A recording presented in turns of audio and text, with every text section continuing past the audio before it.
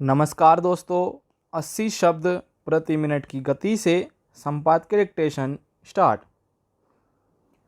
ऐसे वक्त में जब सरकार खाद्यान्न की किल्लत से बचने और महंगाई से पार पाने के लिए कई अनाजों के निर्यात पर रोक लगा चुकी है, रखरखाव के अभाव में सैकड़ों टन अनाज के बर्बाद हो जाने की जानकारी स्वाभाविक ही विचलित करती है।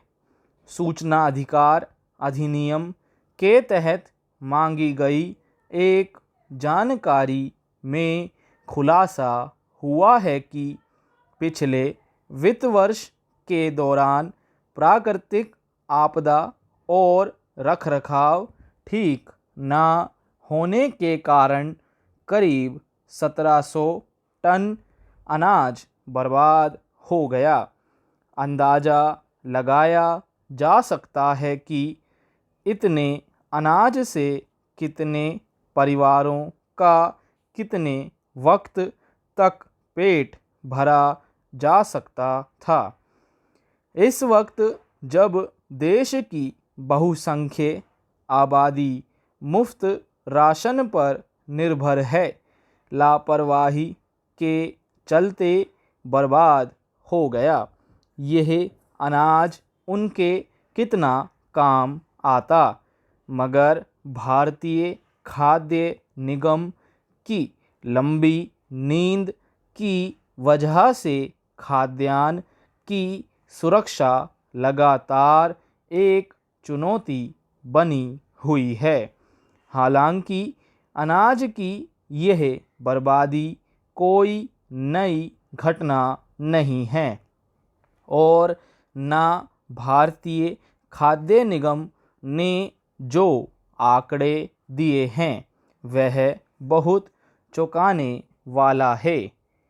बरसों से यह सिलसिला चला आ रहा है।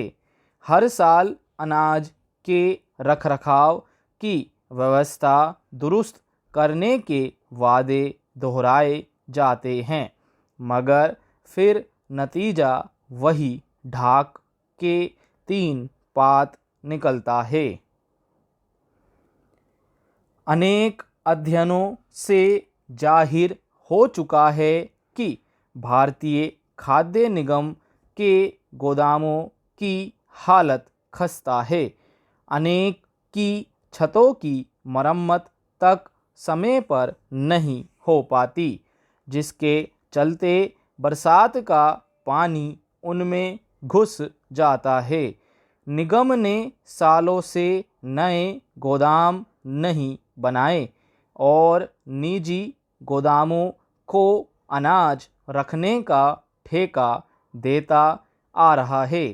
यह भी हर साल का नज़ारा है कि फसल कटने के बाद भारतीय खाद्य निगम किसानों से अनाज तो खरीद लेता है, पर बोरियां उचित ढंग से रखने के बजाय उन्हें ढेरी बनाकर जहां तहां प्लास्टिक की चादरों से ढककर छोड़ दिया जाता है।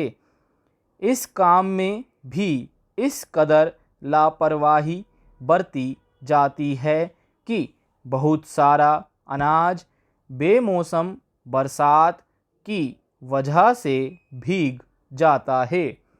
देश में गोदामों की कमी को देखते हुए कई निजी कंपनियों ने इस कारोबार में अपने पांव पसारे हैं, जिन्हें सरकार से बड़े पैमाने पर ठेके मिलते हैं, मगर वे भी अनाज का समुचित भंडार नहीं कर पाती।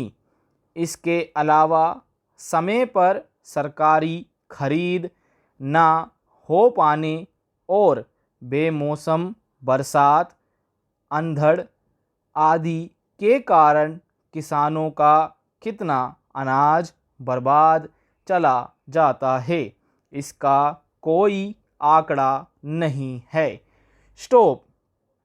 दोस्तों, आपको हमारी डिक्टेशन कैसी लगी कमेंट बॉक्स में अपने सुझाव जरूर दें।